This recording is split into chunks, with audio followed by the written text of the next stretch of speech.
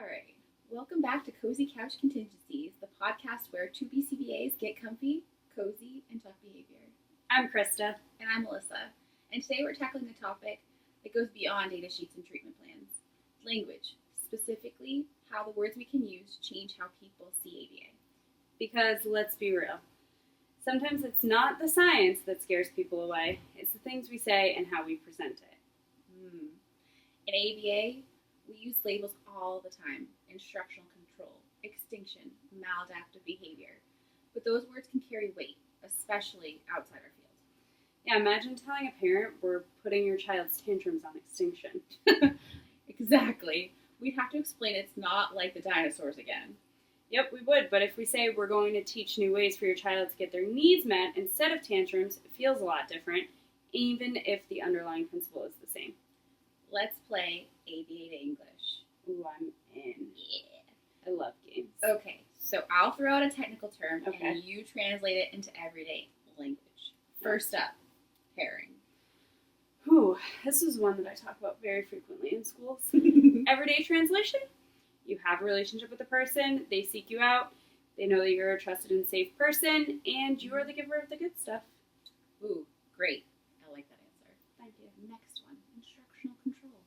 Ooh, this is another one I use very frequently in my trainings. That essentially means that the individual will follow your directions because you have previously paired yourself with them. Cha-ching. Perfect. Okay, next one, maladaptive behavior. All right.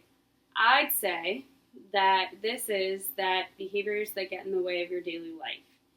However, I typically don't refer to it as maladaptive behaviors anymore. I like using the terms challenging or interfering behaviors when talking to parents because maladaptive just kind of sounds a little intense. Oh, totally. I say the same way. I don't like the other way of saying it. It just doesn't feel right to me. Me either. Last one, extinction burst. Oh, one of my favorite terms to talk about. That's when it gets worse before it gets better.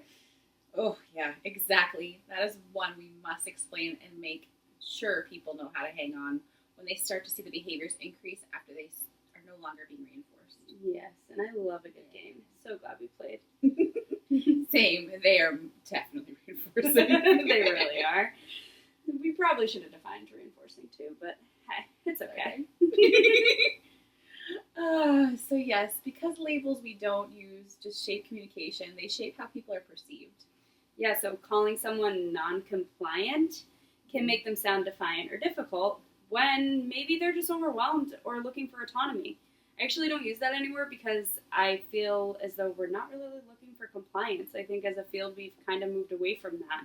We want the person to be motivated to follow through. If they're not motivated to follow through, that means it's not reinforcing enough. Doesn't mean they're non-compliant. It just means we need to kind of alter the variables a little more. Exactly. I love that as a field, we're really changing and growing the language we use to better support and affirm our clients and families. That's really essential. Previously, we'd refer to something that is looking for attention as attention-seeking, but that phrase has such a negative tone when really the person is just seeking a connection, that personal contact. Exactly. Humans are social. We all seek attention. So why are we stigmatizing it instead of understanding it? Exactly. Should we play another game? Of course.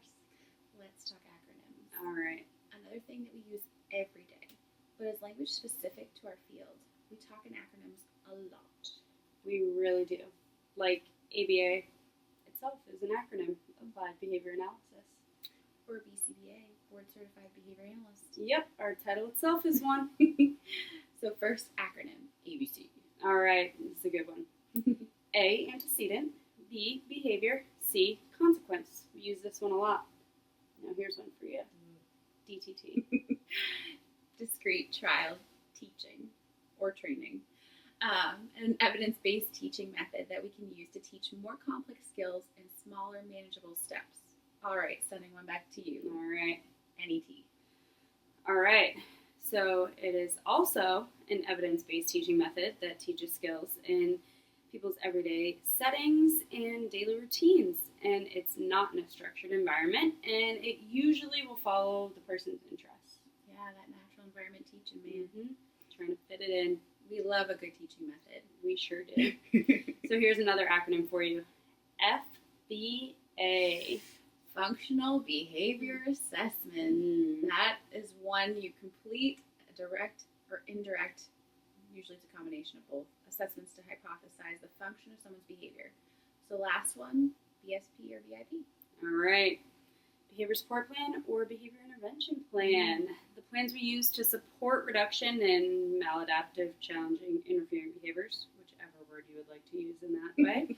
And it includes replacement behaviors, reinforcement systems, intervention strategies, the target behavior definitions, data collection, and potentially more, depending upon what you are writing.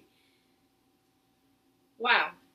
And the difference between BIPs and BSPs are a little kind of hard to tell at first because they're pretty similar in function, but BIPs are more formal, legally mandated, and based on the FBA.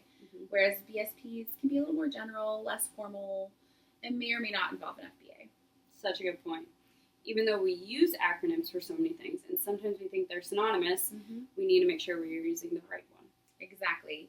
And there are so many acronyms that we could probably play the game for another 20 minutes. Seriously, though. But to get back to the point of why we brought this topic up, the way we talk about ABA affects the field's reputation. Parents, teachers, advocates, they form impressions based on how we explain what we do. And if we're saying acronyms, labels, and using language that others may misinterpret, we pose the risk of creating an impression of our science that may not be true. But when we use familiar language, it can help bridge the gap in communicating our science and the principles in our field. So true. So what's the big takeaway? Language matters. And as BCBAs, the way we talk about behavior shapes how people see us, our learners, and our field. It's not about changing the terms. It's about making them accessible, compassionate, and accurate. So the next time you're about to say extinction burst to a parent, pause and ask yourself, could I say this in a way that builds understanding instead of fear? And that's how we move forward in ABA. One conversation and one word at a time. Love that.